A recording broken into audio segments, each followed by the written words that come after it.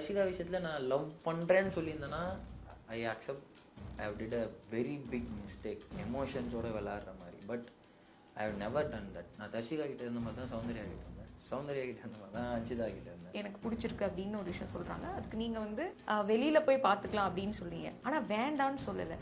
ஏன்? தர்ஷிகா ஹெல்மெட் ஆகிறதுக்கு முன்னத்த நாள் நைட்டு நானும் தர்ஷிகா மட்டும் அந்த ஃப்ரண்ட்டில் கார்டன் ஏரியாவில் சேரில் உட்காந்து பேசியிருந்தோம்.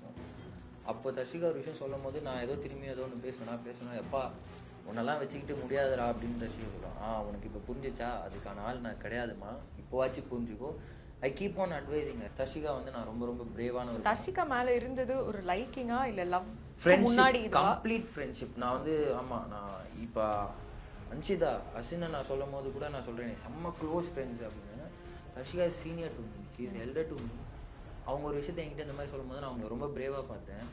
எனக்கு ஒரு விஷயத்தில் நான் சவுண்ட் விஷயத்தில் நான் உடையும் போது அவங்ககிட்ட தான் போய் உட்காந்து டிஸ்கஸ் பண்ணேன்.